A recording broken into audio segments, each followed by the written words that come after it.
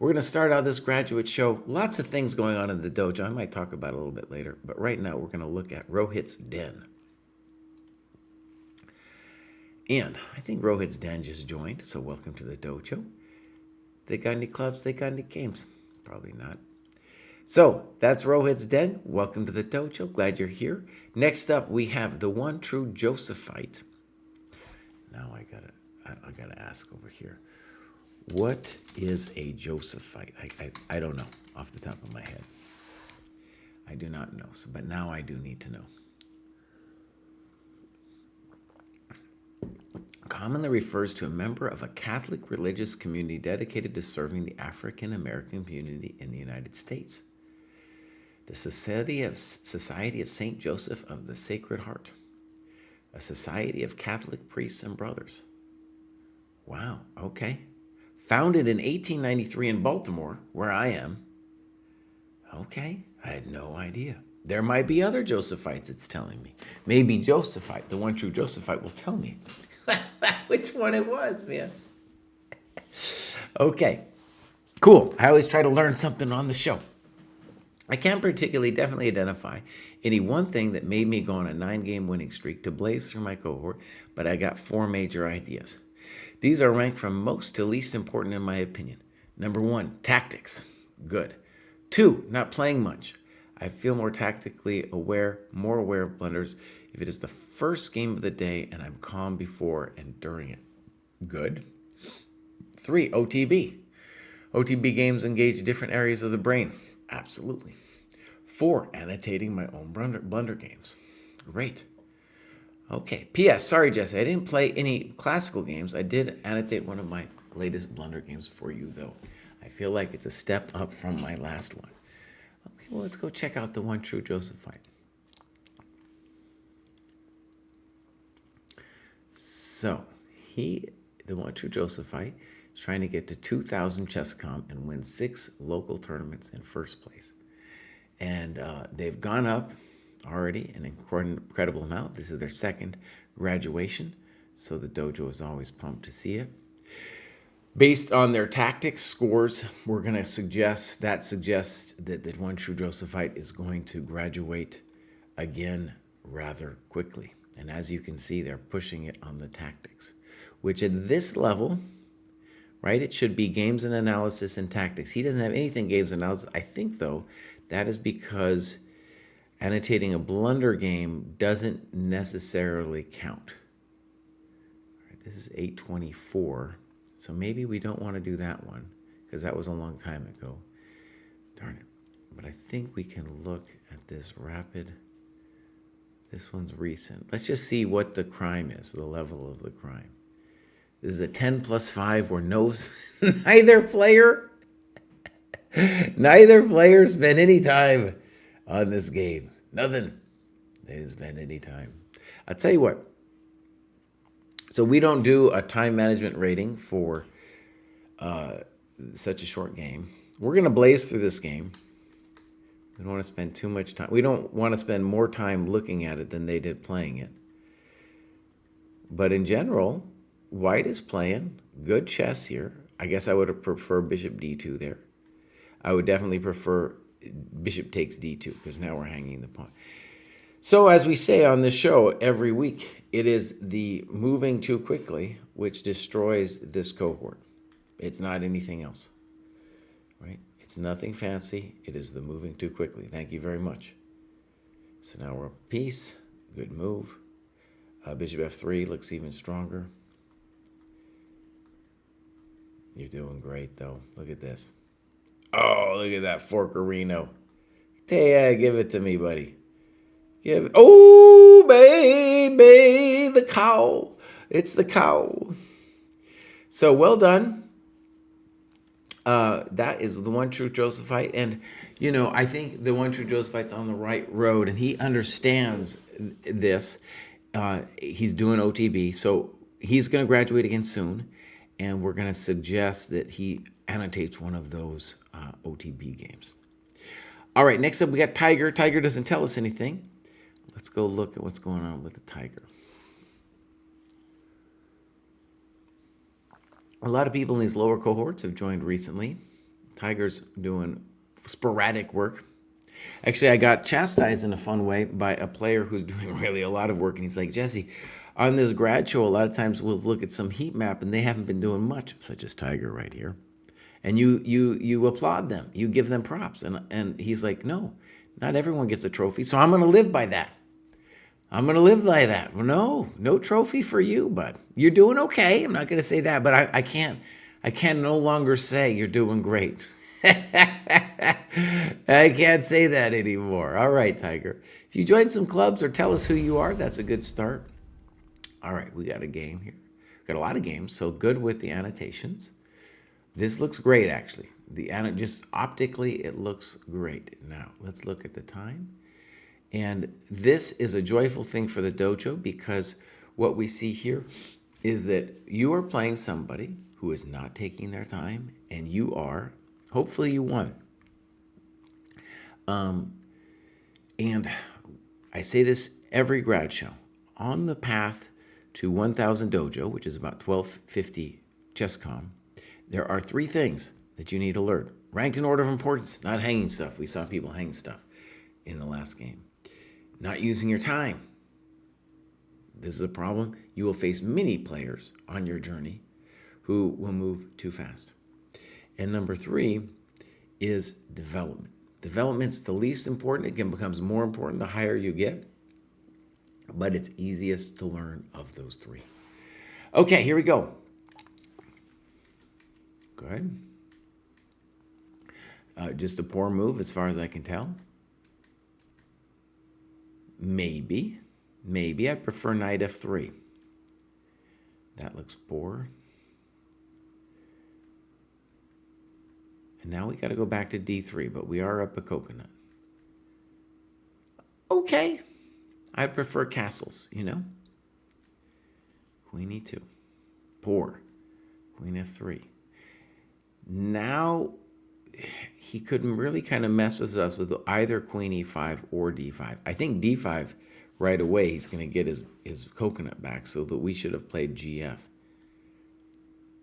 Yeah. Here we needed to play rook b1 so that on d5 we could play bishop b2 and play footsie with this queen. Okay. We obviously didn't like that, but you find a great move here. Exclam. And, one of the things that confounds beginners is the en passant rule. It's so terrifying to beginners that chess.com has to put a little informational symbol on the en passant, being like, this is what it is. Don't get excited, because some people do it and they'll be like, what happened? My computer must be broken. Also, it's so terrifying that Kostya's brother says you should always do en passant if you can, because it'll really mess with your opponent because they're just not ready for it. 926 Andy, thank you for subscribing. So, failed. He should have played en passant. Edith. No, he can't. He can't. What are you saying, Kraai? You can't. No puedo. So, bishop c5. This is pretty involved. This is like a really involved en passant tactic. Look at that. Bam! We could put that in a book. That's pretty good. Now we're winning. You're doing great. Good. Except, unfortunately, that. But it's okay. You're doing great. They always go for the cheap threats.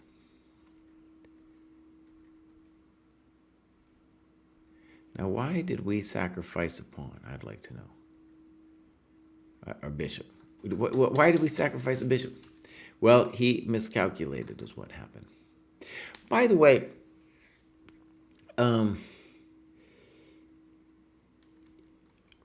let's just talk a little bit through this.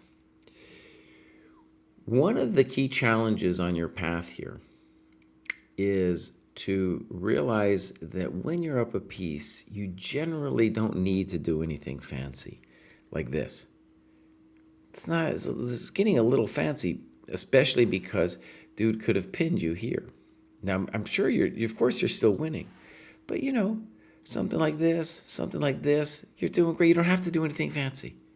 Okay, you just need to slowly work to trade the guy's pieces off and not fall for anything.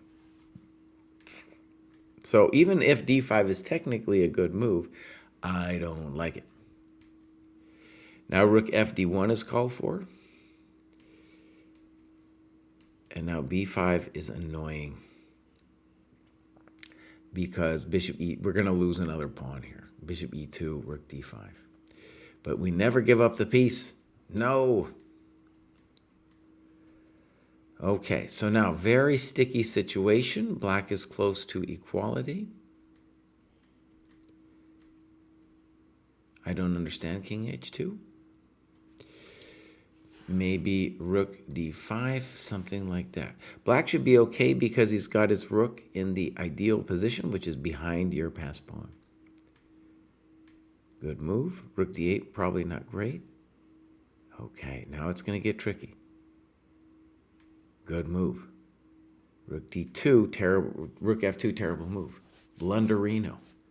Blunderino. So this is a very, let's call it a GM position, because the question will be, can black advance his kingside pawns without falling for some kind of check? So you can't be, let's say here, it's a very tight position. So I can advance the king because there's no check out, but there's no ability to take any pawns. You can't leave the wingman. You got to be on this guy so he never moves the rook.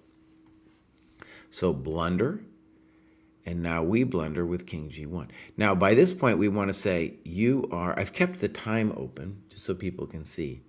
You're in a bit of a mess with your own time. And one thing that's a little bit we should say about the time management rating is 30-0 is the lowest time control, the fastest time control we use at the dojo for the time management rating. And that's primarily because we have a lot of players in the under 800 cohorts who have this as the round robin time control, so the minimum. But I think this is misleading a little bit because there's no increment. Since there's no increment, getting down to here, and move 34, having just a touch left, 58 seconds, it's not a good thing. And I very much encourage you, Tiger, to say, even if you're like a dojo round robin, be like, hey, can we play 30-30? Yeah, it's just the minimum. It's not like the required time control that people have to do. So any rook move will win. Any rook move. Even h8 will win this game. Here, here, here, here, here, here, here. You're winning all of them. Now the rook needs to go back. He does. 4. Now let's go it. Yeah, there we go. Yep. White wins. You got 37 seconds, and the guy didn't even challenge you. He's like, I'm done. I can't take it anymore. Okay. So yes, Pass Pawn has hit the Goa thing, and here's the deal. If you want to join the dojo for 20% off, you just hit in that Goa for as long as the Goa tournament is going on. Me and David are covering it. Tomorrow, tie breaks are going on, and David cannot do the commentary because his wife says no. He says, no, David, no tie breaks for you. That's your day off. That's the day you got to be dealing with my kids. Okay, his kids too. So I'm going to get up and cover the tie break, and we're just going to be covering Sam Shankland. He is doing tie breaks against Richard Rapport. It's going to be very exciting tomorrow morning, my friends. Congratulations there, Tiger. Now, let's just say something obvious. If his opponent could have moved a little slower, well, it would have been a much more competitive game. All right, Ravion looks like they just joined and they graduated. Probably nothing to see here. Probably nothing to see here. All right, clubs. Oh, he's 50 plus. Welcome to that club. We got some games. Let's see. We got a game.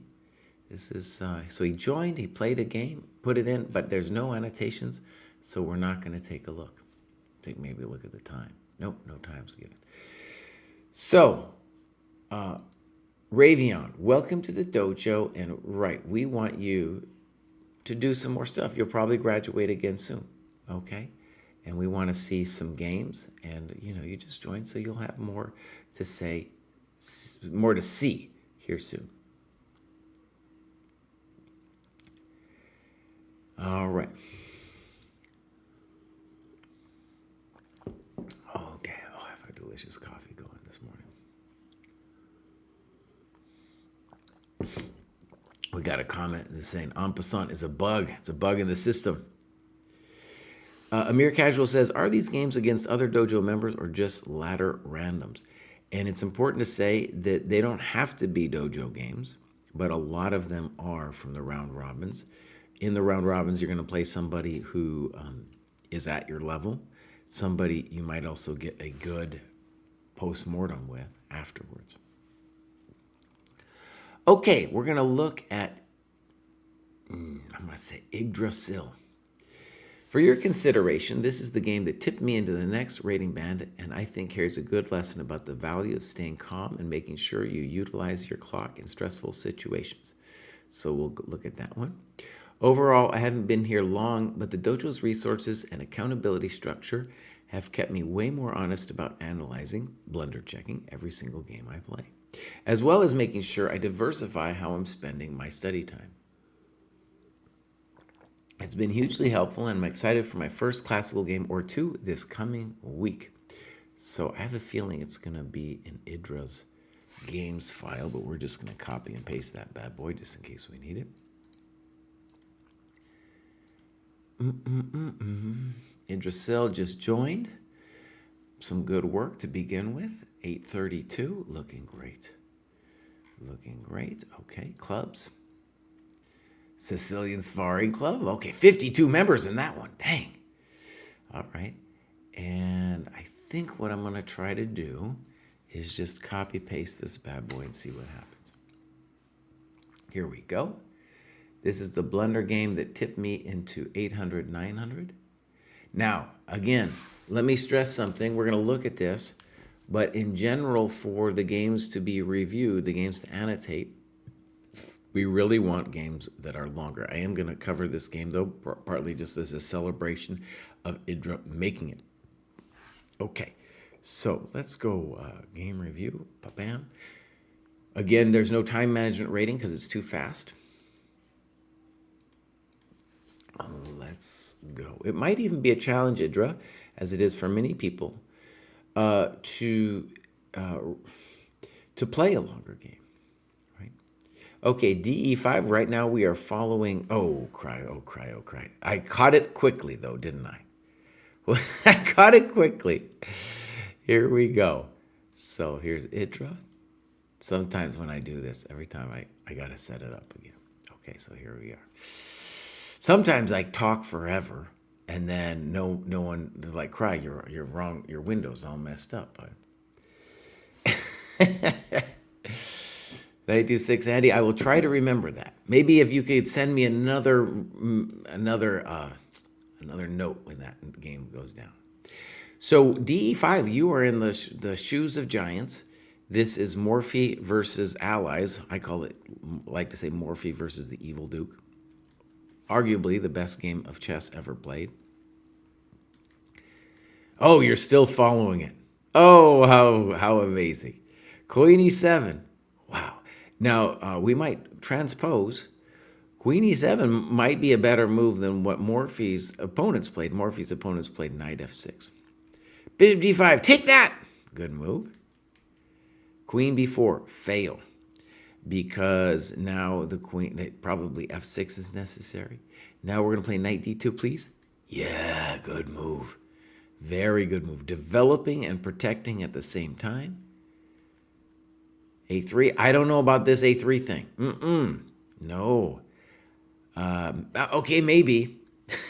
Maybe. Let's just say the safe move would have just been, retreat the bishop somewhere.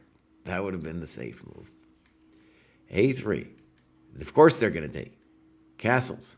Wow, look at this game. Just as planned. Okay, now your opponent, as is typical at this level, is obsessed with pawns and obsessed with moving the queen early. You are going to get this again and again. Look at all these nice arrows. One of the reasons, Idra, that we want you to play a longer game is we want you to be able to think as much as the beautiful thinking that you're doing in the annotations. So you could do a variety of things, moving the rook in. Okay. Now here it's getting very frisky because you're saying you don't mind losing the bishop. I believe in your position. Check. I have a feeling you want to go queen c8. In hindsight, you say queen c8 is better. And what we want to say about queen c8 is when you knock that pawn, you're going to be knocking on the rook, and the white king will still be all messed up. All messed up. Here, knight e7 is possible. And you do this. Good. Now, one of the things I want to say, Idra, is really cool about this game is you're able to develop this free-flowing attack because your opponent isn't developing. And so this is a blueprint for a lot of games that you're going to have because your opponents will refuse to develop their pieces. Good move. b6, okay. Now bishop e6 looks strong. Hey, you're just angry. You're just like I'm a polymorphy or something. No, just bishop e6 or something. You also talk about queen e6, also very strong, right? Rook d7. So notice, you had 17 seconds. Anybody can make a mistake if you only have 17 seconds to think. And now you said check to the miserable king. And here, and right, first of all, let's read what you write. Notice the low clock utilization again. Black should be far better after c6. Notice, however, at this point, maybe it's already a difficult momentito for white because it's hard to play, let's say, something like rook d1. Maybe a better move would be rook c1, forcing the queen off, and then rook d1. That would be a good one because then we'll be threatening queen f7. Okay, in any case, this was not it. Checkmate. Checkmate. Welcome to the dojo. All right, here we go. We're going back here, and we got the Orc Slayer. 926 Andy, I see you coming up, so I'll remember about the game. Orc Slayer. 65. Look at that. He's a good-looking 65-year-old. Look at that guy. He took a break from the dojo, but then recently graduated. 826. Okay. Looking good. It's done a reasonable amount of work. 50. And you're ready to join the 65-plus crew too, man. I'm working on that club. I got a couple years to go, but I'm working on that 65-plus crew. Orc Slayer's got loads of games. Here's a recent one. Ba-bam. So, I'm just going to check if we have a game that has a little bit more annotations than that one. Okay, all right, let's do this one. Annotation's a little light. We'd like a little bit more. So this is a 30 plus 30. And as we go up in the ladder in the dojo graduation show, you'll see more and more people spending time. Now, we'll see that really both players stop thinking around here, so we'll try to imagine what that's about when we get there. We're going to go game review. Fine. Probably okay. I have worries about that move. Okay. I think queen b3 here could be a little bit annoying. Still queen b3. That one wasn't it. Bishop b4. And now we take. Good move. Simple chess. Good chess. Good chess. Good chess. All right. Good. Good.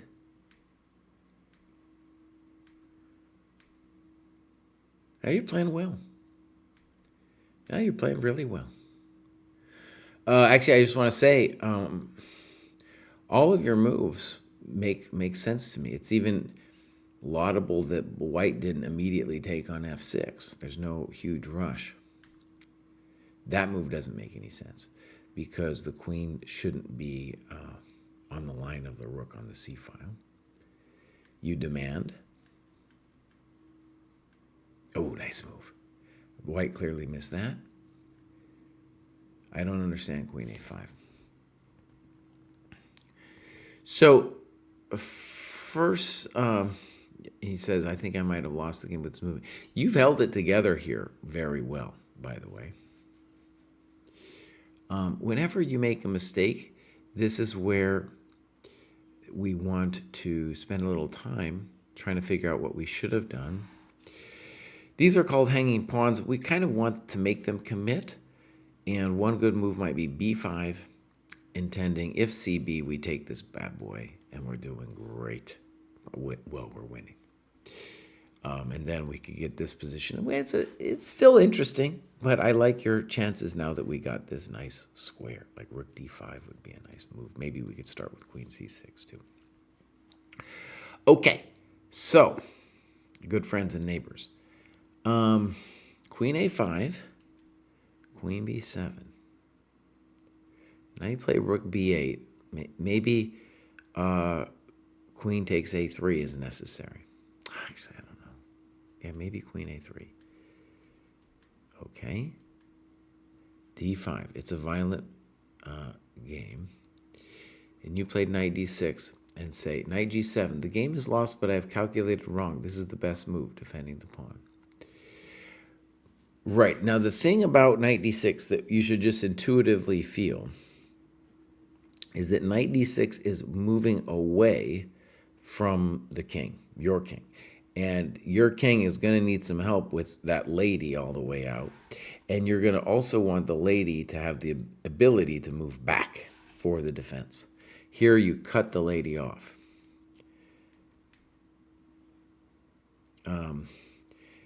Now, a knight f5, he has g4. We should look at king g7, though, as a good move to defend things. Now we are officially toast. Now we are toast. Your opponent played a pretty good game, I got to say. Pretty good game. I mean, also we're saying, we have a stronger opponent. Okay, we're going to stop it there. White won. I would say about this game that White played very well. So you're playing a pretty strong opponent. That was number 2 here in this game. Excuse me, I'll go here. Number 2.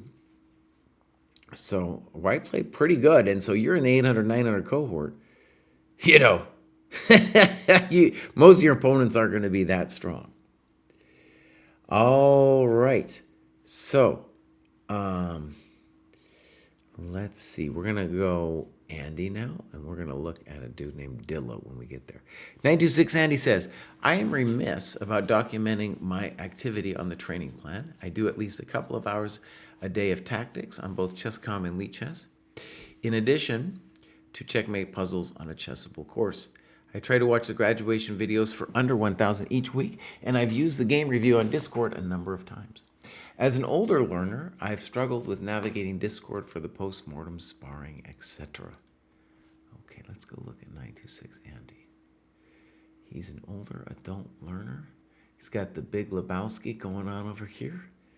804, you can see recently he has upped the volume of playing on Lichess, so that looks good. Looking great. Okay, so tactics suggest he is roughly where he should be. He says he's not logging as much, so probably he's doing more than this. All right, here we go. Clubs.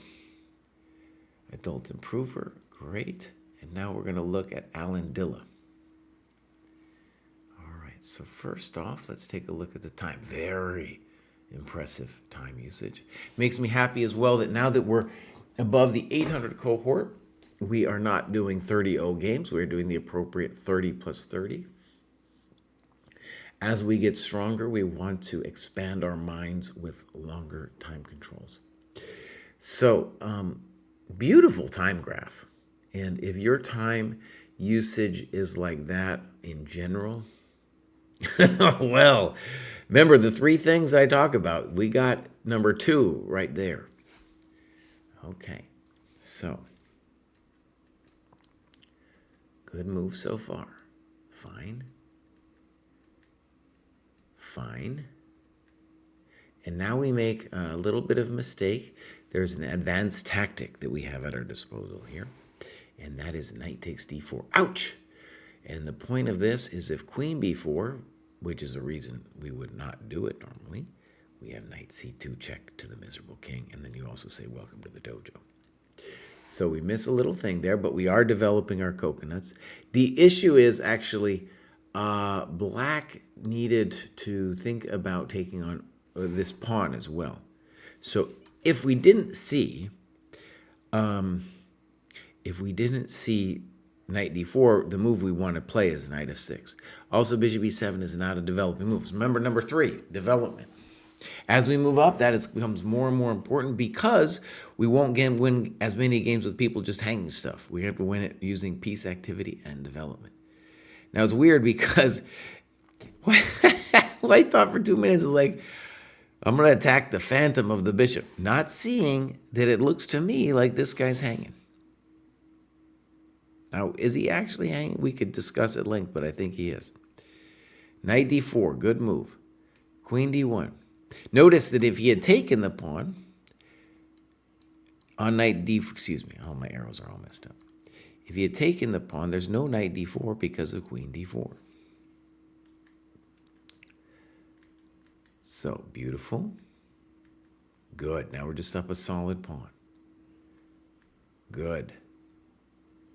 Good. I don't understand h3. Again, they're going to give you time.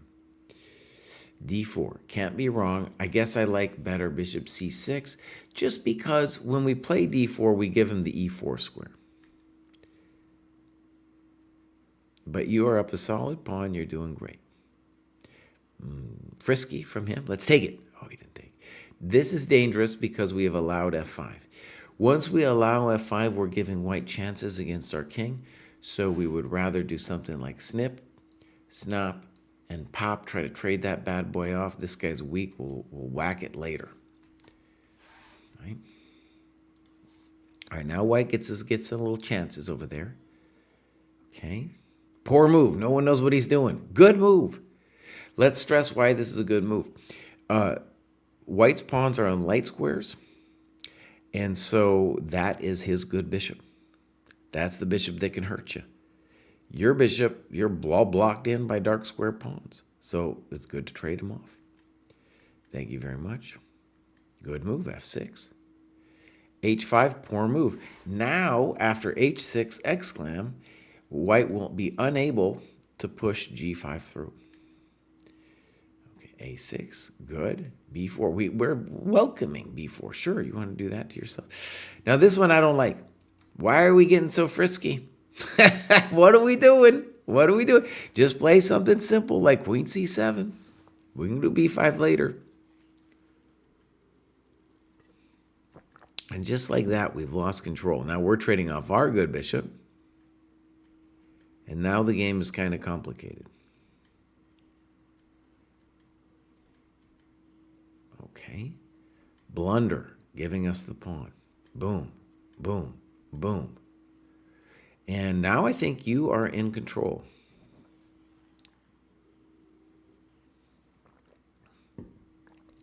Okay. Excellent move. The move we should analyze, by the way, in the annotations is this one. I like your position a lot still. I think you should play rook b8. And I think you have the initiative because you have big threats on these open files against his king. But that's definitely the move we should analyze. Rook takes a6. He needs to get his pawn back. Good move. Good move. Rook b8. That isn't it. Boom, boom, boom. Beautiful. King e2. Queen c1. Beautiful. Queen b3. Check to the miserable king.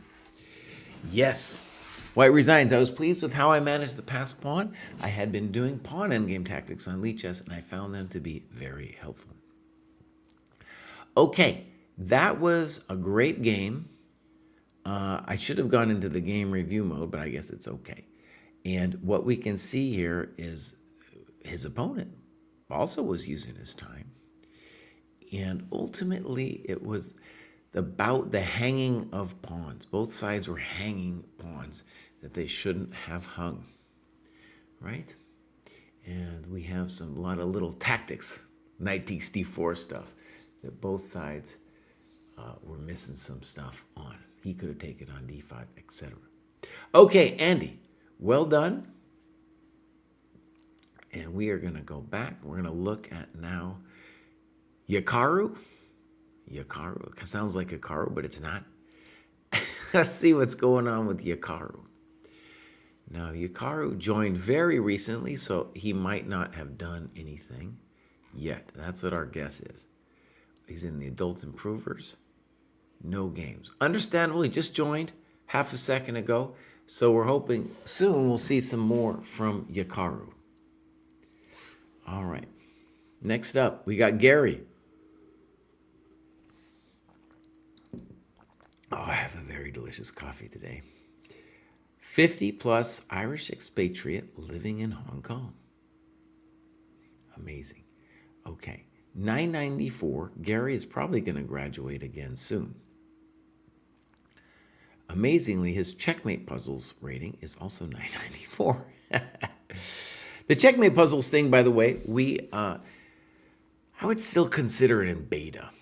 It's a very cool thing, but at the moment, the main problem with it is heavily inflated, the rating. So we're trying to fix that before we start, making big advertisements about it. Okay. So, Gary, you in the 50-plus club? Yeah, there it is, bud. And in the Irish club. Someday, I don't know why, I feel like I should go to Hong Kong someday. No games. Well, Gary, we know what you want to do. We want to see more on this heat map, and we want to see some games. It seems like, though, you're going to graduate very soon, so we can get that. You can get that ready for the next graduation. What do I think of Shanklin's Philidor? He watched your YouTube video. Well, so he's talking about the tie breaks against Vidit, where we had, I think, 2 Philidors. He played it in a slightly different way. And one of the things that was interesting about it is the fact that you can play the Philidor with a bunch of different move orders makes it hard to do really concrete preparation against. And I'm thinking about it now because tomorrow he's going to be black against Rapport. And Rapport is a funky player who will do some funky things, like a snake. He plays the snake. And so that'll be interesting. By the way, I want to repeat, I am covering that tomorrow morning, 4:40 my time. 4:40 my time. Hopefully, it'll probably just be 2 rapid games. That's what it's going to probably be. It'll be very exciting. A lot of, yeah. Sam, by the way, friend of the dojo, very good. He lived at the GM house with me and Pruess back in the day. I would say he's very close to Pruess. They hang out all the time. So I've known Sam since he was a kid. David even more so. So he was 2,700 plus for a long time, and then had some things happen. It's hard to hold it. In any case, he's making a comeback, and it's very cool. It's very cool. Pruess would love to watch, but his wife says, no, you cannot cover the tie breaks, my friend. You can't cover the tie breaks. All right, Kraai. I'm gonna go on a little bit of relaxation mode. Let me just say, before you criticize me, Charles Hamilton, because I know you love to criticize me, I did a really hard workout yesterday, and I have been up at dark 30, every single day here. Let's read what Tapioca King says. New start here, who's been stuck in the 1100s on ChessComp for a few months now and have peaked at 1194. I feel like I've broken 1150 enough times in the past couple weeks to be 850, 950 dojo rating, so I'll graduate now. And regret later if my rating plummets next week. I tried 1 week of free dojo to get the idea of the tools that were available. I then went 1 week without to see if it made a difference, and I have decided I'm happier with someone else making a calendar for me that is easy to update progress on. Supporting the content and finding new books to read is also helpful, and I enjoy getting my arse handed to me by the Polgar Maiden 2s. I haven't done them long enough yet to see improvement in my tactical vision, but any help there is slowly needed, to be honest. Good, let's just put a pin in that.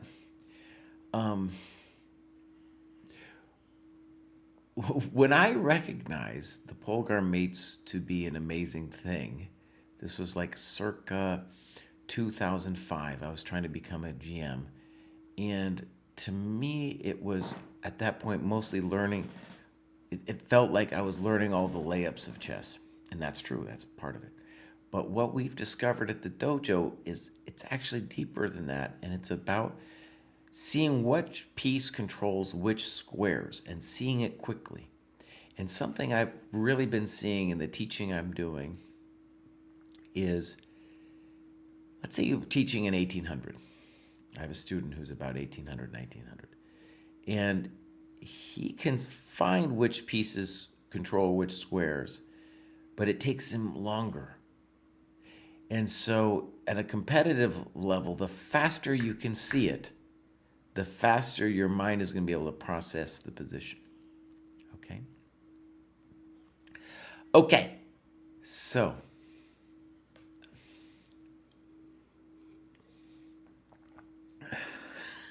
who has a new medical condition that gives him involuntary mouth movements? Is that me?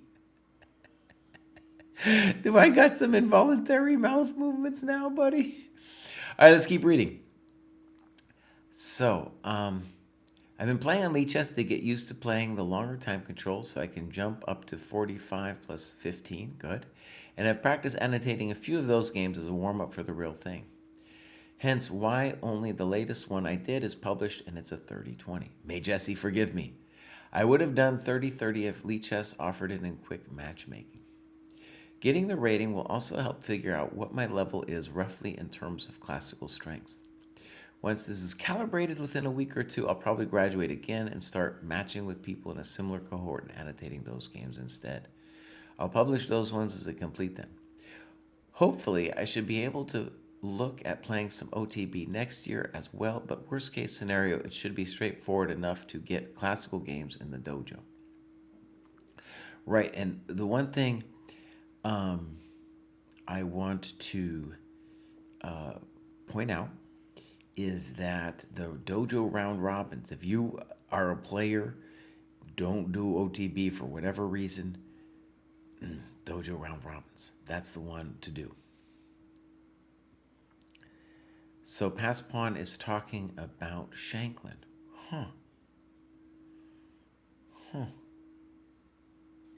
Well, that's, okay, so let me just tell you a story.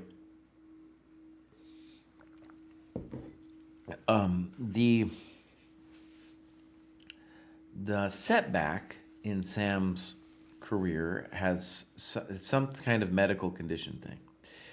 And there's a lot of people who've had this, some kind of medical condition happen to them. For example,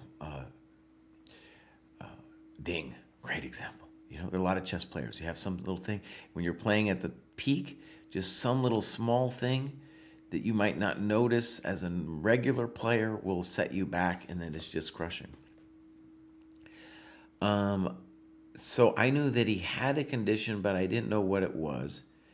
Pruess knows what it was, but he was like, no, I'm not going to say it unless he says it. So I still don't know what the deal was. He was on the podcast with us and kind of hinted that he's almost ready to tell people what it is. So I don't know what it is. I don't know. But I didn't know about the mouth thing. And maybe that isn't even the thing that was holding him back. I don't know. Okay. Okay, So, my friends, let's continue. The next up we have Tapioca King, whose novel I just finished reading. So he just joined. Really cool. I like his thing where he's saying he tried it without to see it if it was really something he wanted to do. He's making very good progress. Probably will graduate again soon. So we got some clubs. Knows all. UK, great. We got some games. Here's the Tapioca King. And I believe he was saying I needed to forgive him with the time controls at 30-20. Okay, so it's a little fast for where he is, but that's okay. Now, the first thing we want to mention is both players are moving too fast in this game. Right? I think, judging just from what I read of Tapioca, is that he's new to this, and he's not in the rhythm or habit of thinking longer, and should recognize that, as I said, there's 3 things you got to do to make that 1250. One of them is moving slower and recognizing that your opponents are going to be moving too fast in general. As we saw earlier, there's a couple people who've got it nailed down, like Andy. But in general, you're going to be facing these chumps moving too fast. Okay. So, here we go. Fine. And now this move, which I've played before, I don't think it can be all that bad. I don't think DC5 is a good move because of knight G6. So, the standard move here for white would be bishop D3. And we definitely would rather not put our bishop ever on B5 against the French, because that's our good bishop. We never want to take the knight. And bishop D7, I don't know. So bishop D7 is gambiting the pawn. Should have played bishop C5. Stockfish notes it. Okay, now bishop D7 is interesting because you're saying, hey, if you want to take my pawn, you got to give me the bishop. So he gives it to him. B4, and now a pretty frisky move, bishop B5. I don't think it works, but it's a good question. And the simple point is, if we can't get that bishop off the diagonal, then it's a good thing. If he can whack us, then it's a bad thing. And he whacks us. Unfortunately, there's no way for our bishop to stay on that diagonal. All right, so white is better. B6 is interesting. B5, good move. B5, good move. Okay. Rook E1. Here's the Tapioca King. Bishop E7. Oh, that's pretty frisky, bro. Knight D4, okay. Knight E5, looks like a blunder. Bishop F4. I've had a lot of positions kind of like this in my life, and to me it looks very bad. Now you say bishop D6 is a blunder, which I believe it is, but F6 is also really bad news because we got knight E6. So what that points to is that knight E5 is an incredible blunder. Right? Okay. So he kind of fell for it there. Good move. Very good move. And now he's busted. Boom. Boom. Boom. Very nice, simple play. Look at that bishop. So strong. Check to the miserable king. C4. Queen F3 is also a good move. Rook E5 is fine. I don't know. I would prefer to bring the other rook in. Fine. Fine. Good that you didn't fall for that one. Oh, really strong chess. Queen G2. Now, something like C4. Fine. Now, we're winning, but we're going to have to maybe work a little hard to win now. Good. Nice control. C4. Oh, we've been asking for that for a while. Tapioca King. I want to say very nice game. Your control here is admirable. Well, that isn't it. G4. I'm winning, but with enough time to maybe even calculate until mate. Now, can we just say something obvious? I kept the time window open. Normally, I'm supposed to go to the game review. And I just want to stress, your annotations, you're thinking longer. You're thinking longer than you were doing in the game. Okay? So, first of all, of course you're winning this thing. And by playing a little too fast, we are making our lives difficult. Now you play rook e5 and make a great comment. Now Edward, Edward the e-pawn is a permanent target. You know, bust him in the face. Bust him in the face, in the chops, right? And then on rook e5, it's time to bring the other guy in. It's time to play c4. Anyways, I'm just saying that if you had moved a little slower at this point, it wouldn't have got as messy as it did.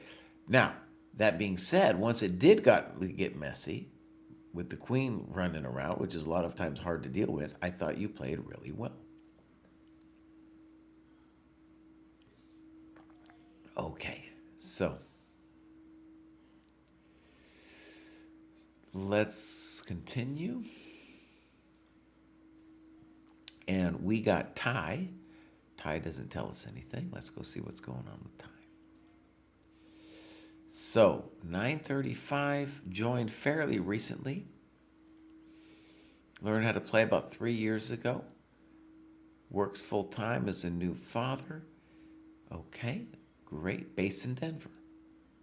I feel like I'm a friend of the Denver Dojo. In fact, I belong. There's a club here we got called the Denver Dojo that was started years ago. And they put me in as an honorary member because we had a great night after I won the Denver Open years ago. Here we go, clubs. Denver Dojo, 24 members. There we go. ADHD Dojo, great. We got some games from Ty. We do. So this one's a while back, but let's take a look. So first of all, we will look. Note times. Now, something I want to stress, you can always bring the times in. You can just, when you import it, just make sure that the timestamps are there. Okay, let's go game review. Okay.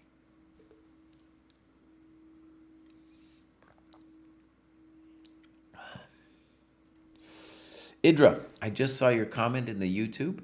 So she says, I do have a couple annotated classical games since that graduation, if it helps. I didn't find them, but I really enjoyed your graduation. Hopefully I said something constructive. Okay, little weird to play g6. It's probably playable, though. Okay, fine. Fine. Oh, good move. Probably h5 is what we need to do to prevent h5. So it's like once he plays h5, it's scary. But okay, queen b6, queen g4, and now we could have played h5 and won. So queen b6 actually is fine. Okay, knight h6, snip snap, b3. Now maybe queen b4 could be really annoying. Good move. Good move. Dang, that's cruel. Very nice chess. And now we have a winning position. Very well done. And let's stress that White's problem was that they weren't developing their coconuts. And we got that knight h6 on for free. Good move. Good move. Good move. Kind of weird, but fine. Good. Okay, I like this. Beautiful chess. Beautiful chess. Now maybe your f4 move. Fine. Fine. Dang, you're just methodically wasting this dude. Dang. Dang, bruv. Rook f2. Take it easy, boss. What are you doing to me, man? Take it easy. Look at this move. He's just wasting him. Bam! Oh, buddy. Dang, that was chess. He wasn't interested in methodically grinding him down. He's hurting the fool. Check to the miserable king. Oh, I think he's starting to try to mate pattern over here. This isn't, dang, take it easy. Take it easy.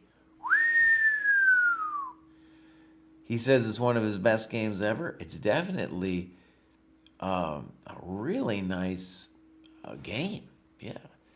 Bishop d2, and then after you got on top, I would have been a lame-o. I would have just been trading some stuff off, I would have looked at my opponent in the eyes and been like, "You need to resign, son," and then they might have resigned.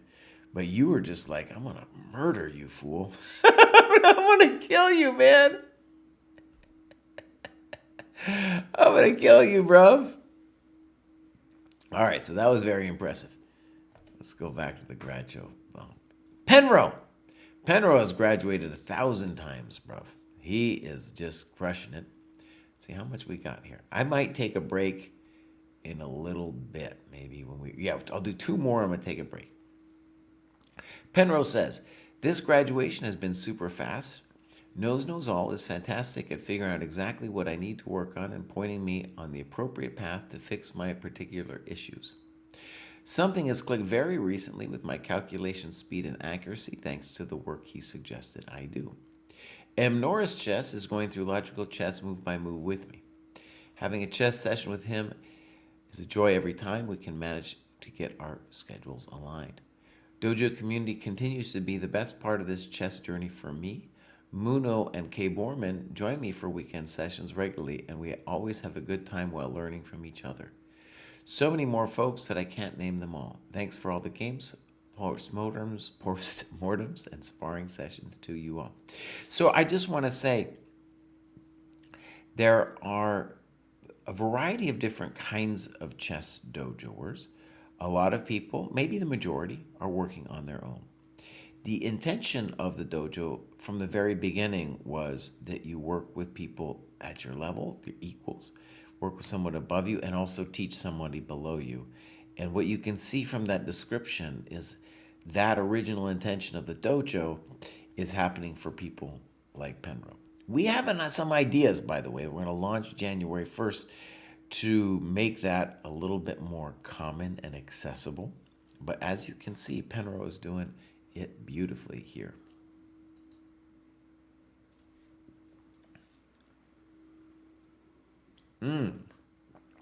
Originally from Georgia, now in the U.S. Virgin Islands. Check this out. Ba-bam! Penrose, he's doing that work, dude. He's doing the work. He set himself a goal of 6 hours a week. It's important to stress that you can set your own goal.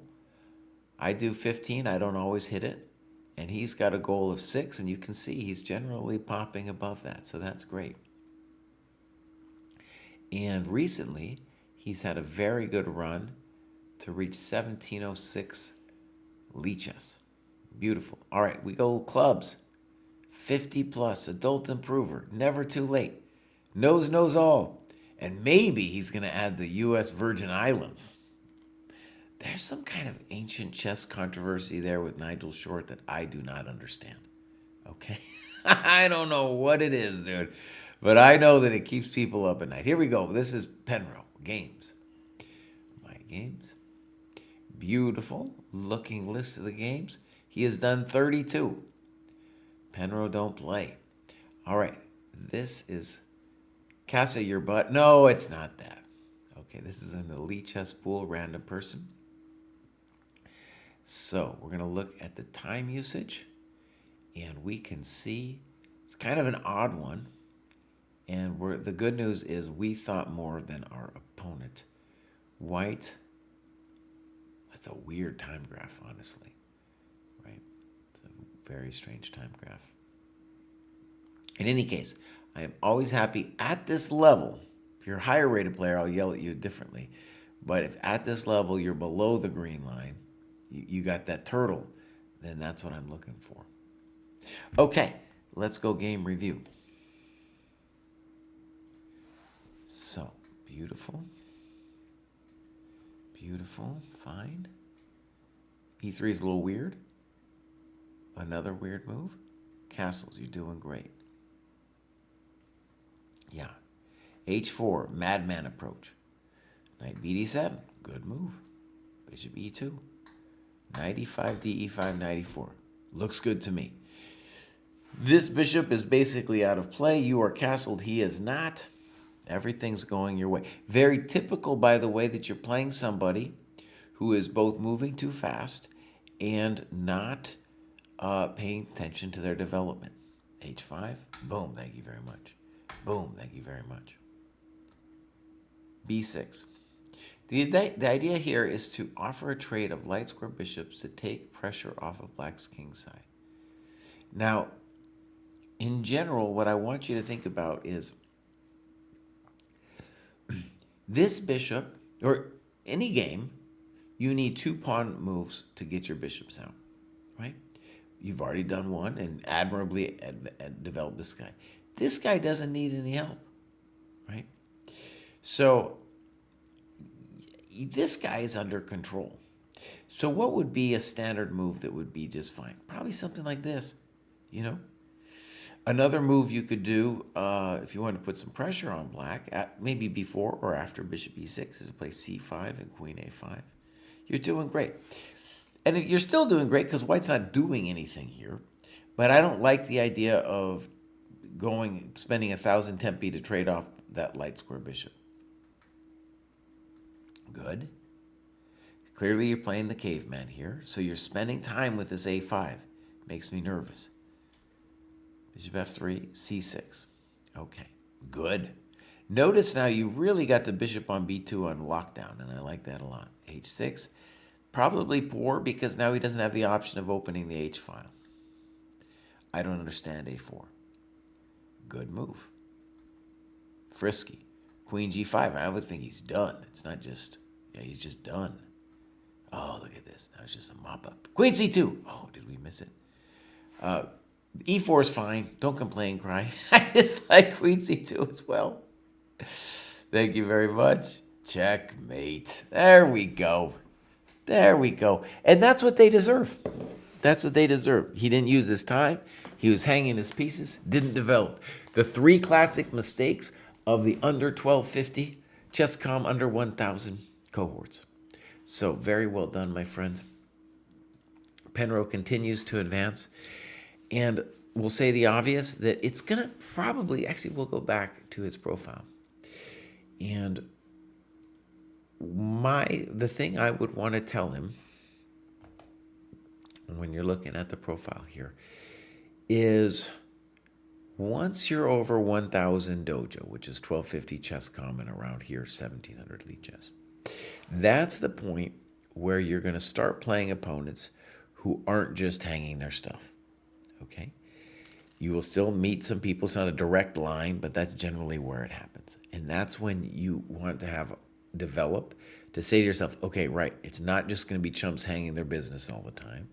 It's going to be people maybe moving too fast, especially in those online games, but people not developing. So remember what I said, the 3 things for the under 1250, under 1000 dojo, is hanging stuff, moving too fast, and not developing. And I said the third was the least important, but the easiest to learn. These opponents for Penrose coming up, they still haven't learned it. They're going to give him tempi all the time. Okay? Learning to take advantage of that is going to be the key growth for Penrose's next set of the journey, the next set of the journey for also the players we're about to look at. Because the reason they're giving up tempi is they've never been punished for it. And you need to learn how to punish it. So I did a course called Mastering Time in Chess on Chessable. It's part of the Dojo program. All Dojo games I used. Whether you do the course or not, the point is to say that's the area where you need to realize, oh, this is the gift they're going to give me, and I need to get good at taking advantage of these fine gifts that are given to me. Okay, so congratulations, Penrose. Ba-bam. We're going to do one more and then I'll take a little break. This is Playful Chess Mate. Playful says, I didn't expect my next graduation to happen so soon. I think what really helped me graduate quickly was learning defensive chess. I did read the Defensive Polgar book, which showed me how to play defensively when push came to shove. However, I also worked through a Chessable course, Preventing Blunders in Chess by Kavutskiy. I will continue working through the course material after completing this course, but I believe that learning how to not to blunder really helped me to raise my game. Looking forward to continued improvement within the dojo and the new material presented on the 1000, 1100 level. So, great synopsis. And notice the key thing that they're saying is, I got here by not hanging my stuff. That's what what I just read was like, all I hear is, I got here by not hanging my stuff. Right? As you grow, you'll need more than that, but it is such an important skill. The most important skill for going up to where you are. All right, here's Playful Chess Mate. Oh, look at this. Hold on, let's read this. An adult learner from the land down under. He's got a wife, 2 boys, and a recently adopted puppy. Oh, okay. So, avid video game player. We got Tekken, StarCraft. These games on a competitive level is much more difficult as it requires good reflexes and very precise time execution. At least with chess, it is turn-based, and I can take a bit more time thinking on my moves. That's an interesting thing to think about, right? Especially like when you think about these blitz. Chess Blitz is really, in a lot of ways, especially Bullet, is a video game. Has video game elements to it. Okay, here we go. This is Playful Chess Mate. He's doing wonderful. And also, let's pop this out. Ba-bam! Started in the summer and has been working ever since. Graduation twice. Well done. You work, it will happen. Okay, clubs. We got the Down Under. He's using that chestnut e-board. Beautiful. So, I don't want to usually do this one. This is the one that was uploaded. We were talking about snakes before. We talked about snakes before. Maybe we're going to get some snakes in this game here. Snake Heaven Chess against the dog. All right. Do we got a time? Oh, we do. So notice in this game that black stopped thinking completely at around move 20. We'll see what that's about. Our guy did not. Hopefully that's one of the reasons we won. So this was his game where he promoted himself.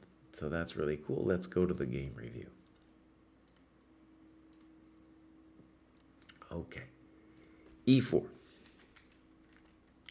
So far, so good. D3 is a little weird. I guess I would prefer E5 followed by D4. Okay. It's nice that he's just developing. That's great. Okay. Fine. Weird. I could only assume black retreated their knight to play knight g5. I'm not sure how much better the knight is on g5, but I wasn't too afraid. Good. A4. Okay, I'm okay with that. Good. And now queen b3. I think you could take the thing, and then he has to take back with the pawn, which is a little bit weird for the guy. Queen b3 makes sense to me, though. Unfortunately, he has that. Okay, so now we're going to get this thing. He plays rook fd1, and we're going to read... I look back at this now and think rook fc1 was the option I actually wanted to play, and I miscalculated. What I wanted to do with this move was to line the rook up to the file that I think was going to open. Technically, the way that I wanted to play, I should have lined up my rook on the c file because I wanted the c pawn to move to the d file with a recapture. Okay, now hold on. What he's saying is, let's just say, this is what I think happened. I haven't seen the game yet, but I think what happened is later on he's going to do this, and he's going to be like, bro, I should have just put it here immediately. But you have no idea that he's going to take. Why he doesn't have to take? So you're trying to say, in hindsight, I should have put it there because he took, but he didn't. He doesn't have to take. Okay. It is an age-old problem of what happens, what do I do with the rooks? Okay. And the simple way to deal with it, probably play d4 immediately. I don't mind rook fd1 though. I think that's totally fine. Good move. d4, good. For example, I think if I was going to argue with you, I would say d4 is the better move, but you do then have to calculate queen d2, and it's a little annoying. It's a little annoying. Right? We're going to have to play queen e3, and if he wants, he could take the pawn. I don't think he should, but you know, that would be the thing that you would have to worry about if you played d4 directly. Good move. Now you can play d5 if you wanted to. Queen c2 I don't like. Now you're allowing c takes d4, and you have to take back with the rook. c4, weird. I still like d5 here. I don't like b3. That can't be it. He's taking this. Boom. Now queen c3 might just be a mistake because you just won a coconut. Good move. I don't know. Now you're just up a pawn. You put ef, f3, good move. Bishop f5, good move. And you are doing great, my friend. Oh, look at this. Now, in general, let's just say we don't want to take the rook on f6 because that helps their pawns marginally. What would we rather do? Just a6. Past pawns must be pushed. Good. Good. Good. Now we're just winning. You're basically up a piece. Oh, I don't like it. I don't want to keep the bishop on b8 to keep the rook tied in. You're just up a rook. There we go. Did we miss a mate in one? Checkmate. In any case, he resigned. He's had enough. Very nice finish. And one of the things we could say about this that I think is notable is that you played cautiously, but you were developing your coconuts. And, you know, fine. Played good chess, and then the guy's going to blunder something, as happens, and you played it well after that. That wasn't mate? Oh, it wasn't. You're right, Sweet Blues. I've been up since dark 30, man, doing chess commentary. So give me a break. Okay. You guys, I'm going to take a quick pause. I'll be back, and we are going to continue. All right, we got John. John doesn't say nothing. Let's go see what's going on with John. He's been working, let's see, sporadically for a while. So good. Not a great, though. I'm not allowed to say great. All right, now we got Speeder playing Jared Hall. Now, Jared Hall is pretty famous. This is a couple months ago from John. Let's go see what's going on. So I'm assuming this was a dojo game because Jared Hall's playing a lot of them dojo games. And we have pretty wild time graphs here. Okay. Good. Let's go game review. Fine. E6. Boom. Boom. And now a very frisky F6, which I don't like. Castles. It's too early. It's too early, Baus. Knight C6. And now rook E1 happens. Ideally, bishop F4 seems better to me. You have to analyze G5, but I don't believe in that for black. So, anyways, rook E1.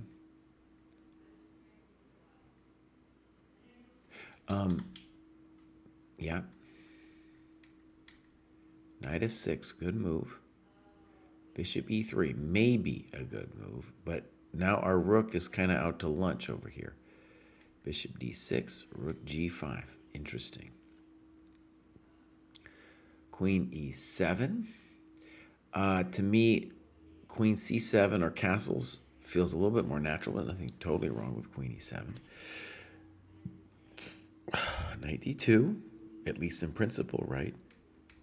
And black is playing very ambitious here. He talks about king f7 as a very wild position. Usually the rook is not hanging out on g5. Black has some real questions to answer here.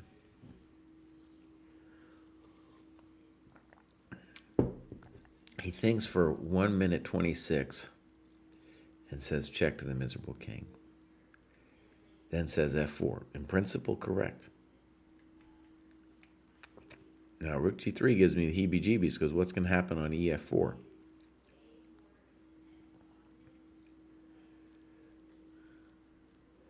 Now, he says this is a mistake and he'd need to play rook b3, but isn't he already toast? Didn't he already lose a coconut? Didn't he already lose that coconut? So, honestly, this was a very interesting opening where f6 to me has to be wrong.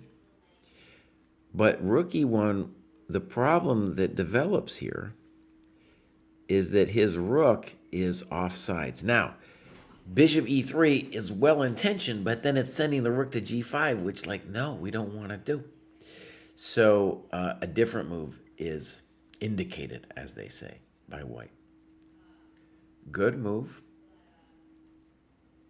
And then here, he just gets in real trouble real fast because e5 is a hell of a drug. And king f7, exclam. Here, white should sacrifice the exchange with either rook e5 or fe5. And then the game is still interesting. So blunder. We should mark that as the blunder. He thinks for 6 minutes. Now we're gone. We also have queen c5 at our disposal. So now we're just totally winning.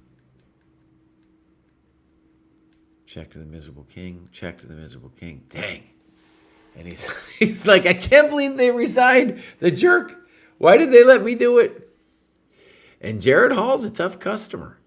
He's a tough customer. So that was a good win. I thought pretty advanced level stuff. Actually, let's just talk for a second. Because we were talking about how at this level they're not going to hang stuff.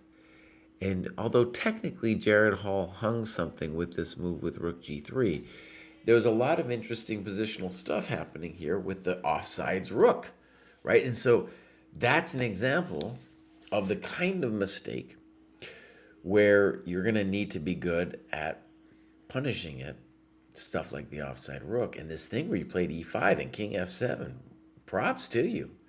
Props to you. That was really well done.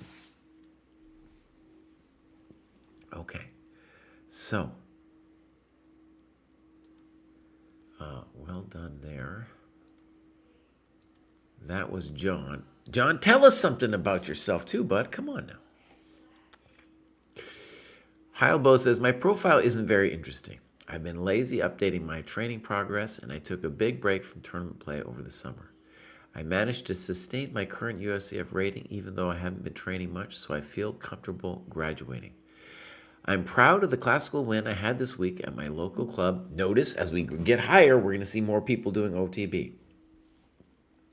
It's my highest rated win ever. It's under my profile as Albert versus Alejandro. In the future, my training will mostly consist of steps, training method, and studying master games. I definitely need to get better at analyzing my own games. My current analysis is usually pretty. Oh, shoot. Oh, man. Okay, I had to step away for half a second. All right, let's go look at this uninteresting profile. One way you can make it more interesting is tell us something about yourself. Clearly, we would want also, you to log your work, but I get it.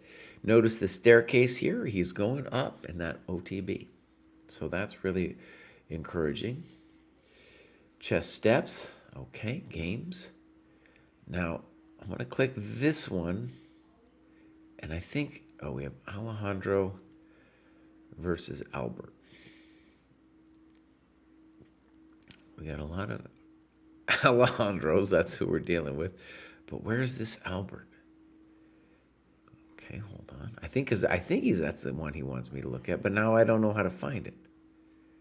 There we go. There's Alejandro and Albert. So he's playing someone higher rated. We don't have times. Again, it's a little harder to bring in the times. You have to write them down in OTB, but definitely worth it. And here we go. Fine. We're doing great. You're already doing good. Mistake, really, in general, for white to take on d5, as generally the queen is bad when it's developed too early, but here it can't be harassed too easily. Good. Good. And we're going to call that move ambitious. Castles. Good that you didn't play bishop f3. And now f6 was played. I would want you to think about what would happen on, excuse me, not that far, to e5. All right, f6, kind of fancy. Now e5 for sure. No, he doesn't want it. Now it, okay, good. Snip, snop, snook, snark, snick, pop, and a rop, and we're going to say black is a little better. I like your analysis.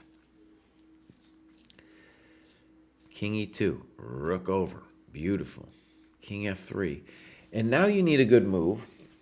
In principle, I don't like much what you did with rook d7, but maybe it's actually not so bad.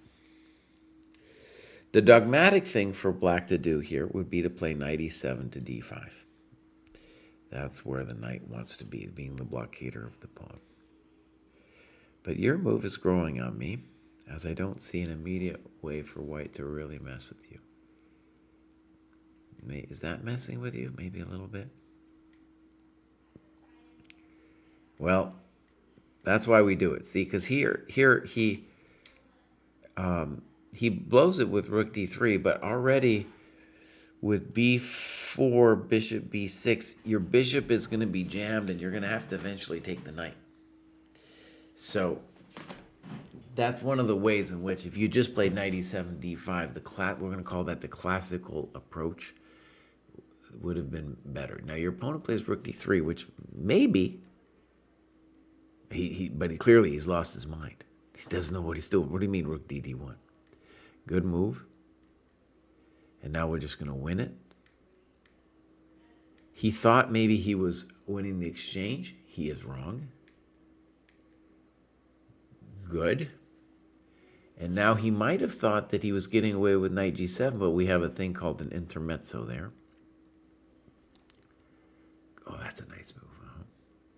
Good move. Good move. Good move. Dang. Dang. Alejandro, but I bet Albert wasn't too happy about that. I bet Alejandro wasn't too happy about that. Now, I want to say just one quick thing. You got this great position out of the opening, and I think something like this of knowing the plan of knight e7 to d5 is very helpful in thinking about how your chess could grow from here. Just the knowledge of like, oh, that's what you do, right? That will help you immensely. But other than that, I really like that you outplayed this guy. And he clearly lost his way when doing all this stuff. Okay, well done. Let's continue. Next up, we got DB. Let's fix this. What does DB got to say? Nothing. DB don't tell us nothing. Little work done, so we don't know much about DB. No clubs, no games. Sometimes that's what happens. Now, he joined April this year, did a little bit of work, and maybe, he was just like, I'm hanging around. Well, DB, you know what you need. You need to be put in some games, log in your work. But congratulations on your graduation. Next up, dude, we have a famous member of the dojo, Lacrios. Lacrios has been around, a famous dojoer, and he's been doing the work. Let's read what he writes.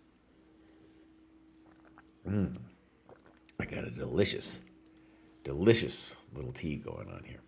What I did wrong. Oh no, the confessional. I spent an enormous amount of time on openings with several opening books. I know I shouldn't have done that, but now I feel a lot more secure both in opening and early middle games. Going through several annotated games gave me some knowledge about the typical structures and maneuvers that I can try to apply in my own games. What I did well. I finally managed to find a club in my city and to participate in my first OTB, which I'm crushing because we're all lower rated players, but I'm the only one that actually spends the time to think about the moves I'm playing. There we go. It's awesome getting to spend time with like-minded people, doing postmortems, and being able to review my games with players a lot stronger than me. This entire thing is what I think helped me push me through to the next level in the months since I entered the chess club. A suggestion for the dojo. Add additional resources for tactics training for each cohort. I agree. I spent several months in this one, and I usually always do the tactics first. However, a few months in, I had basically stopped doing tactics because I cannot seem to calculate with the same effort and intensity with lead chess tactics as I can by sitting down with a book. Thank you. I decided to take up a new tactics book by myself and managed to rekindle my tactical awareness. Oh, I'm going to use this as fodder for our inner dojo fights. So, absolutely, Lacrios. And, it's mostly a tech problem because here's the situation. We have a certain amount of tactics that we think, hey, if you did this, you'd reach it to the next level. But if you don't reach the next level, then you need to have some kind of diet of tactics. And you're absolutely right. It can't be some lead chess thing. So the tech problem was, how do we add this to players' profiles without adding it to that cohort's tasks, right? So that's our grief, and it's definitely solvable, but, it's got to get done. So what I'm going to do is I'm going to copy and paste this into our little group chat at the dojo right now before it is forgotten, Lacrios, because you are absolutely right, and I'm going to yell at these fools. So from Lacrios, R.E. our tactics fail. Quote, boom. All right, well done. I love to have my prejudices confirmed in real life. I could talk at length about what Lacrios is saying. All right, now, one of the cool things we're seeing on Lacrios' profile, 28-year-old programmer located in Italy.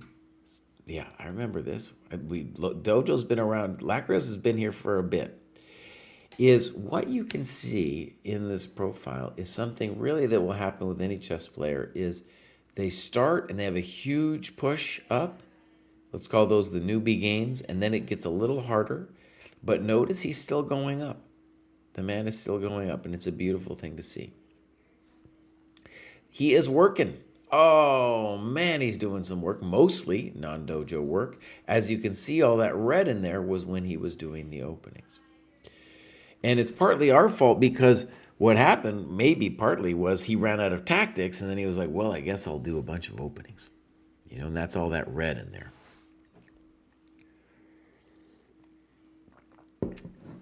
Stratic Gick asks, why can't it be a lead chess thing?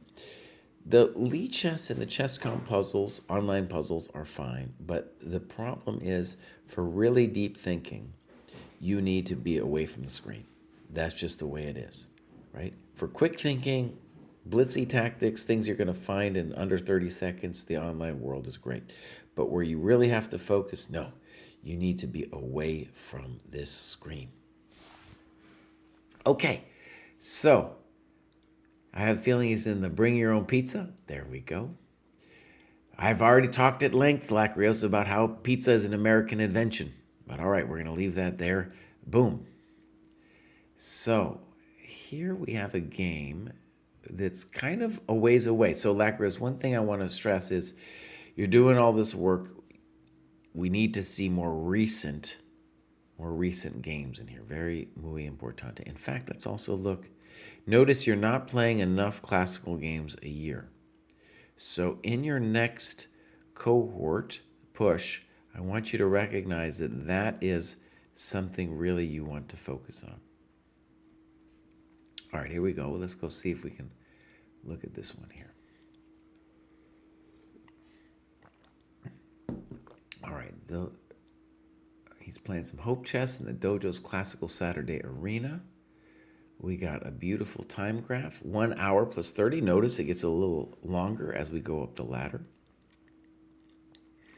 And our opponent stopped thinking really around move 20. All right, here we go, game review. Oh, I already did this. No, I already did this. Yeah, unfortunately, I've already covered this game. So, Lacrios, you know what we need. We need more games. And definitely, you're doing all this tactics and stuff, and that's great. And we need to get more tactics for you, but you need to be playing more, so more than 17 out of 40, and you need to have more recent annotations. Though, in general, in the past, your annotations have been amazing because you got 20 of them, okay? Actually, let's just see what AI says about it. Is pizza an American invention? I have a reason for saying this, by the way. Let's just see what AI claims.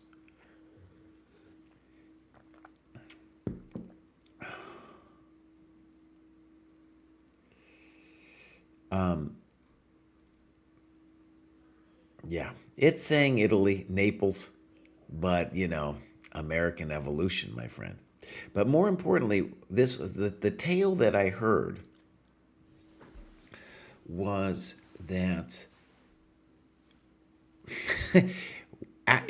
after World War II, so pizza is already around, but it's not super popular until after World War II.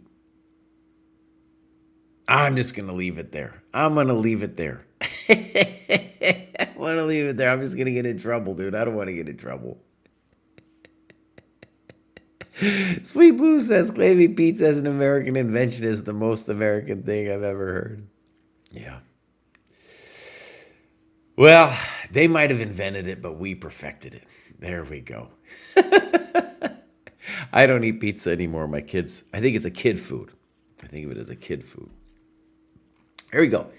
GP says, I was on a family vacation. I couldn't put in as much time the last week, but happy to finish the Mastering Time in Chess course. Beautiful. Thank you. I love the structure of having targeted and focused study goals weekly and daily.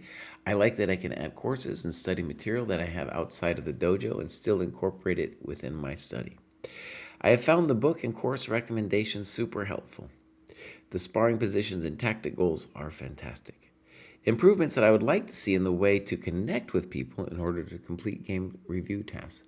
I would recommend having people set up with 6 members to work with, 2 mentors, 2 training partners, 2 mentees. This would give people you can automatically connect with and not go searching and hoping people respond on Discord.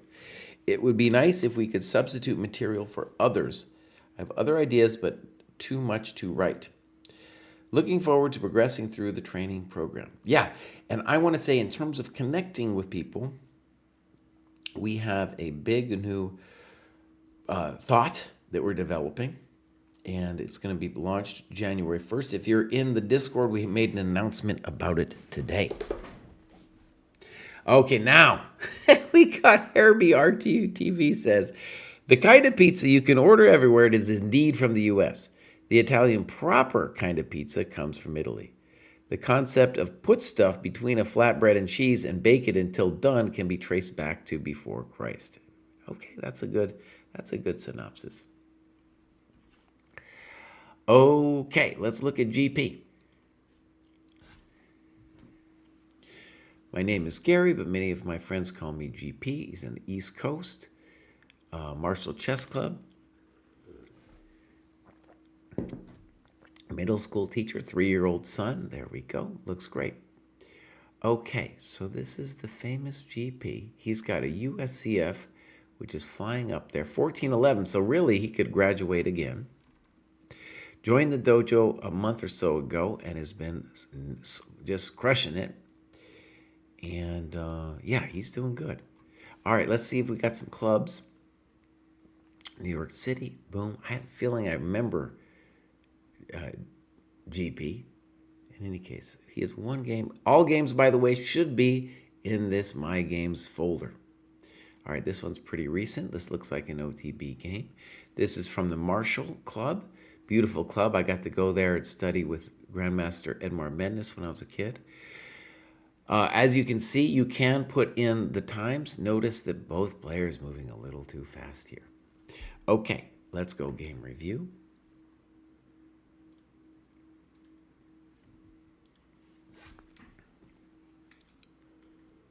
Here we go. Very fancy. Good. And this is all kind of well-known stuff. It's very hot. So, F5 frisky. Boom, boom, boom, boom. I don't know about this D4 move. He writes, this was all theory. Mick, fly with us. Thank you for rating. This was all theory, and I remembered that here I must play Queen G3 so that it restricts the dark square bishop from leaving F8. Okay, wow. Queen G3, amazing move. Good move.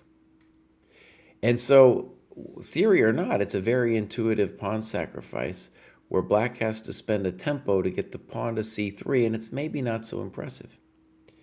Bishop B2, he goes, threatens things. He said, no, no thank you. A3, no thank you. Knight G5. In some lines, jumping the knight to G5 to attack the bishop is very common, so I thought this would be good. It does, it's important to say that it loses you a tempo. I would prefer seeing either rook B1 or castles, because here you're gifting him development when you do this. All right, bishop F4. You say, first I must protect my hanging pawn. Okay, castles, castles. Very interesting position. Check to the miserable king. H6, he's trying to line you up. Critical moment. You play Queen G7. H6. When black pushed H6, I felt this was a big mistake. It allows me to pick up the G7 pawn and then pretty much exchange the queens on F6. Okay, very nice. This position, by the way, you should be worried about it. He has the right idea with G5, by the way. And if you imagine maybe a move like this, this would be kind of hard to meet because he just wants to body slam you with G5, and, you know, it's not the easiest thing to meet. So I would say the knight G5 thing, the important thing to see is you developed his business when you did it. You might have taken the bishop, but you developed his business. Good move. Good move. And now we gotta like your position because the f-pawn is weak, because your f-pawn is alive. Here we go, rook f8, and you spent 3 minutes, good time usage, by the way, on bishop f3. You write, my idea here was to capture the knight, ruining their structure. Also, if he takes on f6, you have the bishop c6, bishop e5 skewer. I visualize it perfectly because afterwards I noticed that after rook f6, the rook can just take back on c6. Very good.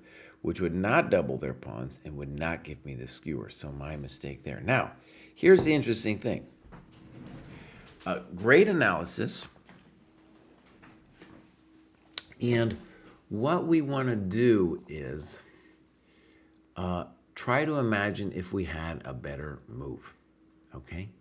So bishop f3 certainly looks logical, but really important with the annotation to be like, well, what should I have done?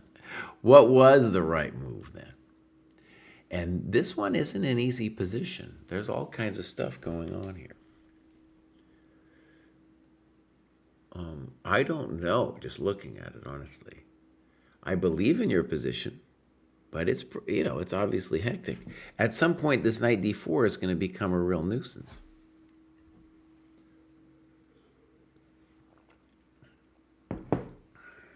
I'm struggling a little bit.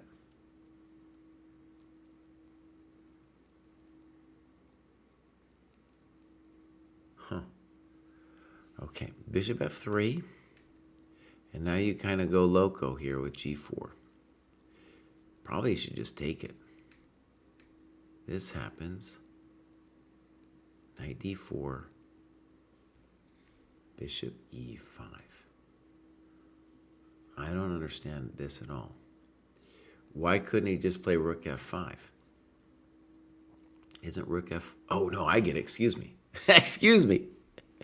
So let's hold on a second. See, this is complicated enough. I'm not figuring it out immediately. So the point is, there's no rook f5 because of bishop g4. So when this went down, the simplest thing for white would have been, oh, this is complicated, my friends. Let me just say I got it all wrong. G4, I didn't like it at first. It's actually kind of a clever thing to do. Okay, the point is when we take, there's going to be a discovery on the rook as he notes in the notes. So it's a tricky move. Black must deny this bishop g4 thing. Maybe rook g8. Maybe knight d4 immediately. No, knight d4 immediately. Don't do that, buddy. Jeez, I was just hanging everything. Probably rook g8 first. Okay. That probably wasn't good because of this great move. Now, maybe he needs to play... He's in a little bit of hard shape here. Good move. Dang, that's mean. I have a feeling this is going to be landed. Boom. Excellent. Rook g1. I would be interested in rook f7 there.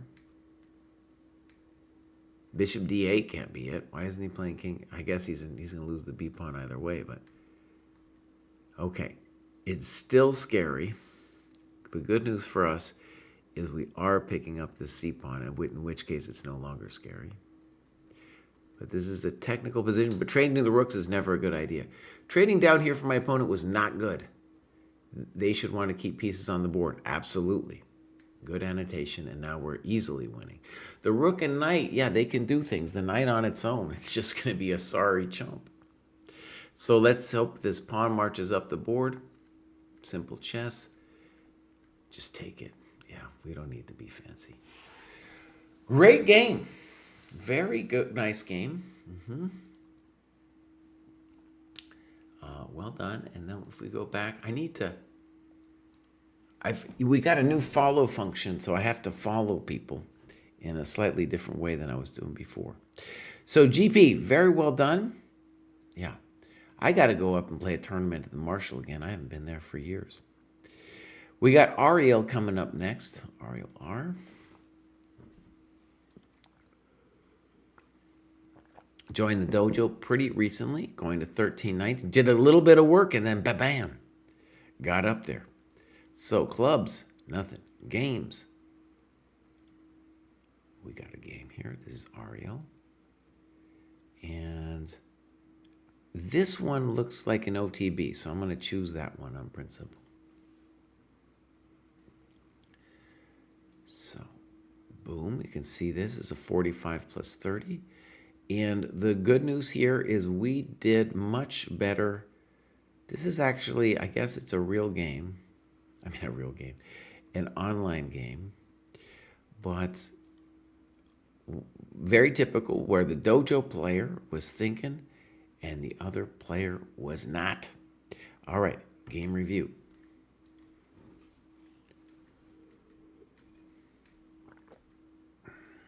Good moves.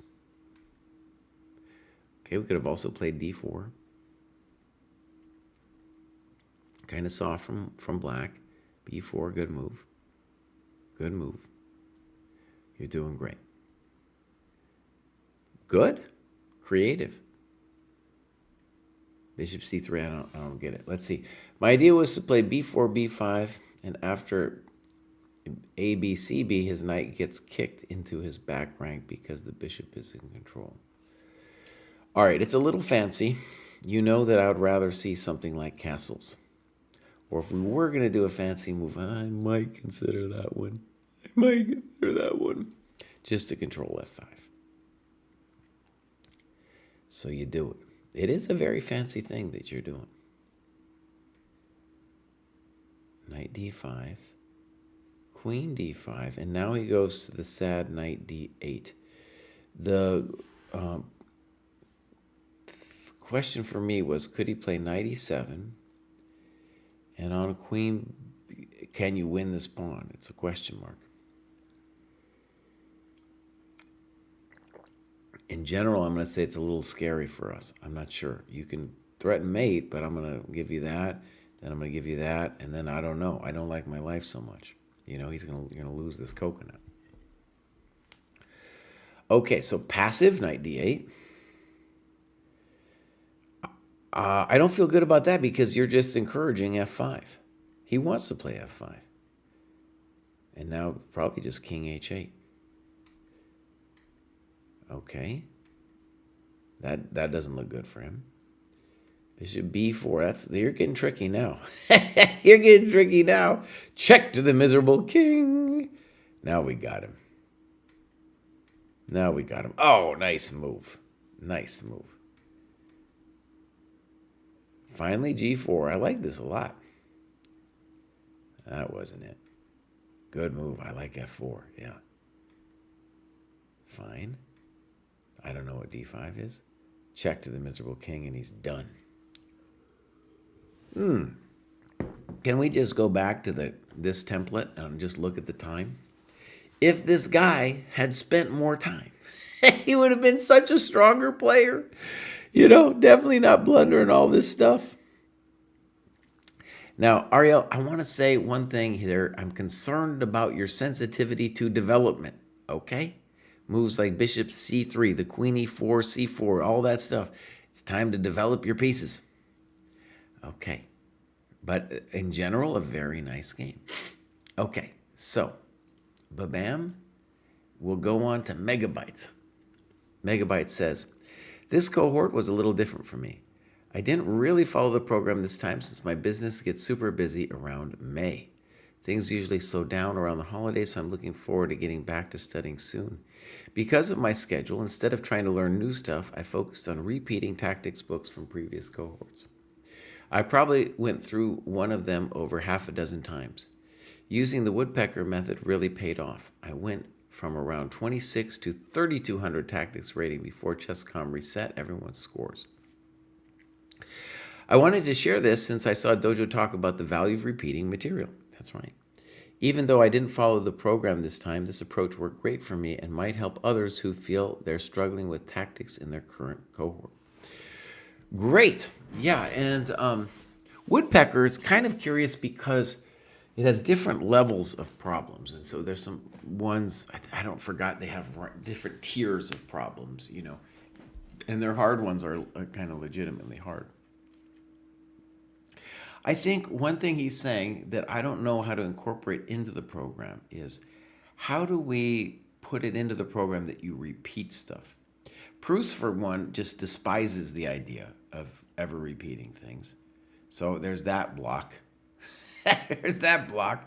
But also, like, how do you tell people in a way where they can understand it that repeating the material is a great thing? Like, for example, with Lacrios earlier, maybe the way to deal with it is to say, listen, we believe in repeating it, so you should repeat the tactics books that you've already done. I think there would be a lot of rebellion on that, because I think a lot of people are like, what, I already did it. But I want to stress it is a really valuable thing to repeat, especially hard tactics puzzles. If you repeat it right away, which is kind of what the woodpecker wanted people to do with their series, it's too easy. Like, I repeated the woodpecker stuff and I was able to find the hard ones. I just remembered it. But if you give me like 3 or 4 months, it might be somewhere in my subconscious, you know, but it's not going to really be there. I might remember a couple problems, you know. But mostly the idea would be, can I do it just a little bit faster than I did it the first time around? A little bit more accurate as well. Okay, so here's Megabytes. He joined a while back. He's doing sporadic work. You can see he got busy in May and has come back now towards the holidays, as he said. Gone up to 1604, so that's really cool. What kind of clubs we got going on? North Texas, okay. When I ever think of North Texas, I think of the Panhandle, but that's not what they mean when they say North Texas. Okay, games. My games. Nothing.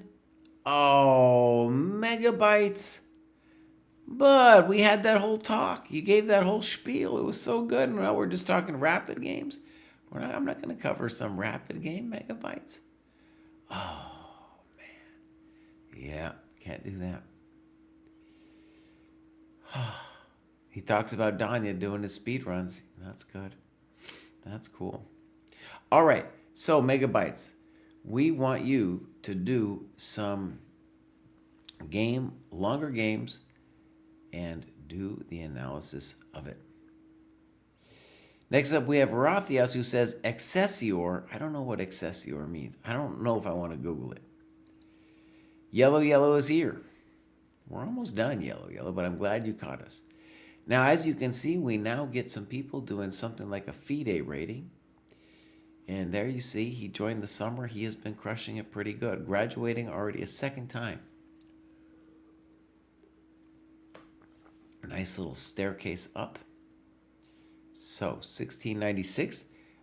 Basically, he is going to be ready to graduate again soon. So, Rathias making big progress. Tell us something about yourself, Rathias. Clubs. Danish Dojo. Beautiful. Kuppenauen. Kuppenauen. Here we go. Here's a game. This is Eric Dampa. I remember the name. Let's click on it over here. And let's see if we got some times. We don't have times. We'll go into the game review. It's Isabella Chen. So, fine. You're doing great. Fine. You're doing absolutely beautiful. Here I would take the knight, but your move is fine. You could play knight bd7, bishop e2.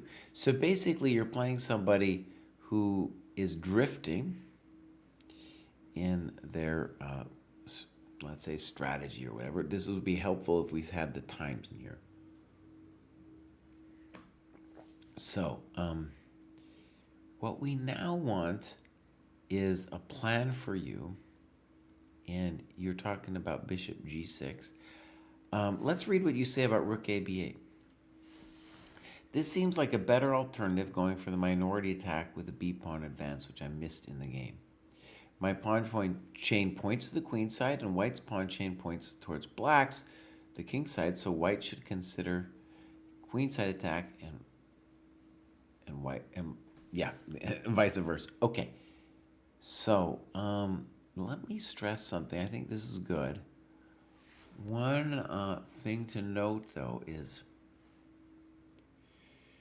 actually I'm not going to note it. Rook a8. The question for me would be, could he play knight e5? She play knight e5, and the answer is actually we can take. And if takes, we're actually holding our coconuts together. That's if the rook were on e1, we wouldn't. No, even with rook e1, well, I guess we could do this. So the good news is knight e5 doesn't work. Therefore, rook a b8, intending b5, b4 is a thing. One thing we want to tell Eric is that the knowledge of plans like this is going to be the kind of thing that will really help you in your competitive games at this level. Notice, when we're talking about the beginning of the graduate show, we're talking about people hanging their stuff. Isabella Chen has made several compromising moves in terms of strategic play, but she hasn't hung anything. And you're going to need to take advantage of things like the minority attack when she gives you that time. There's a book called 47 Ways to Mess Up Your Opponent. I don't know if that's actually its name, but I believe it's 47 methods.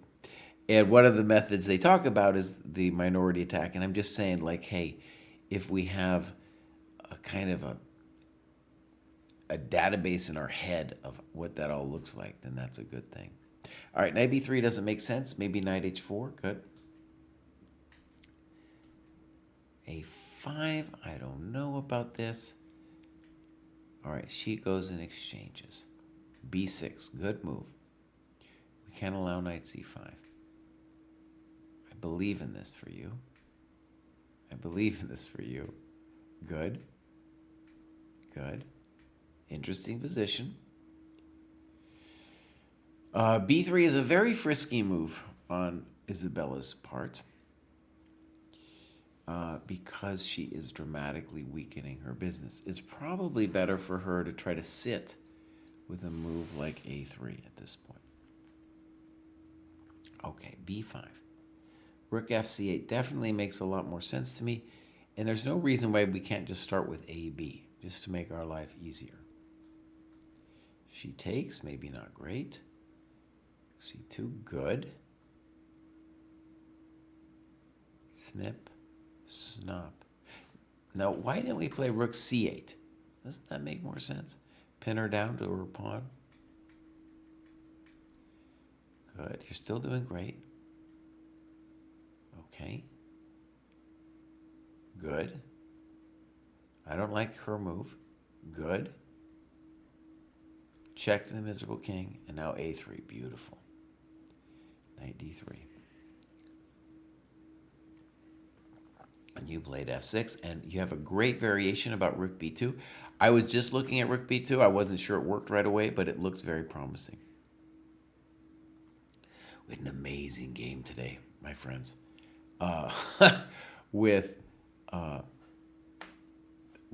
Levon as black against Wojtasek, and he had pawns on a3 and b2, and he was down a rook. And he had all these tactics. We thought maybe he should have won, but he just needed a draw anyway. He was lost probably because he was down a rook, but it was like such fascinating play. And here you could just see with the pawn on a3, it's reminiscent of that. You know, black's not down anything, but that rook b2 thing is the kind of thing we want to be looking for. That doesn't, well, I guess you might as well try.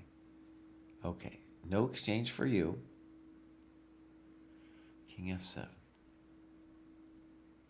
I don't know. I don't like that f4 move.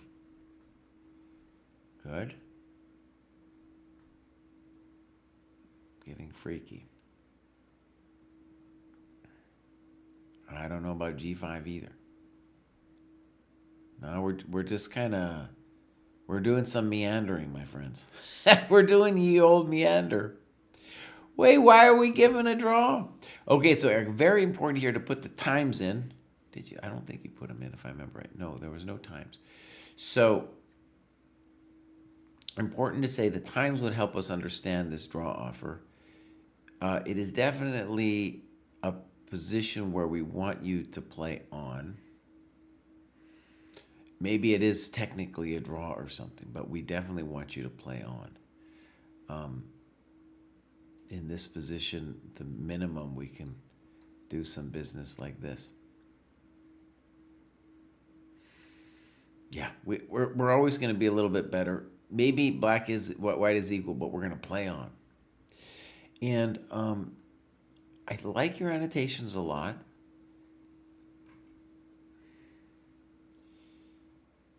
And you talk about king f5, which I appreciate.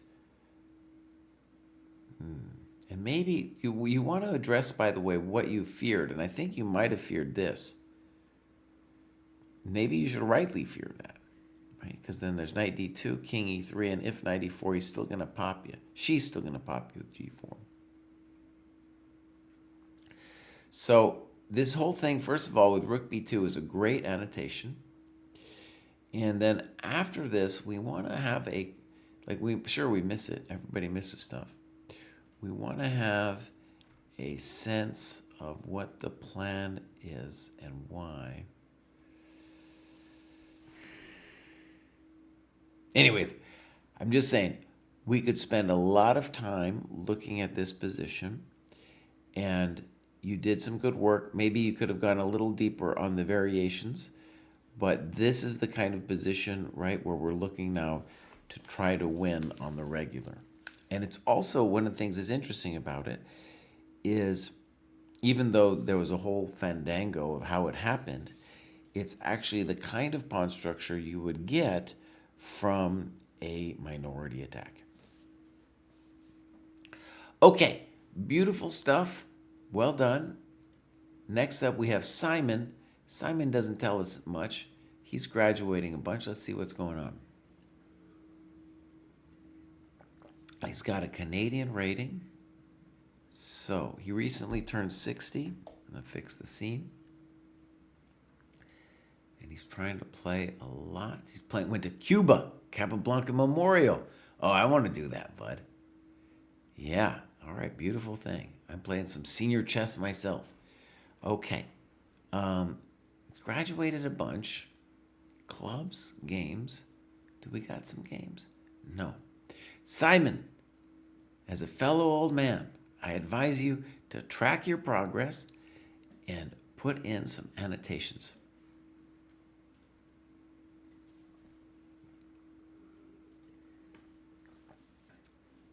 We had a question that probably been there forever, I haven't answered. Is the Puzzle Rush still in the dojo program? Yes, it is. We are developing our own tactics trainers, however. All right, here we got NNRS. I don't know what that means. They're at 1812. Sporadic logging of stuff. Clubs, games, nothing. Okay, we don't got it. That's okay. NNRS, we know what we need. A lot of times we see in the Dojo Graduate Program that the higher rated players are the worst when it comes to annotating their games. Why? Because they're terrified. I mean that seriously. They're terrified of looking at their own business. Clubs, games. We got some here. This is Jakob Neumann, who's known as the Goat God. So we got times, beautiful. This is a 145 plus 30. And Jakob moved, at least according to this thing, a little too fast. All right, let's go game review. Oh, I already reviewed this. So, Jakob, we need some new games. I know it's hard. When you're a good player, you've invested some time in the game, and it's hard to look at that game, man. It is hard. But that is the key step of growth that we need to do, whether we're higher rated or not, but especially for a higher rated player, we want to make some progress. That is the key hard thing that we need to do. Definitely key for me making GM, and then I just see that same grief, that hump in so many other players.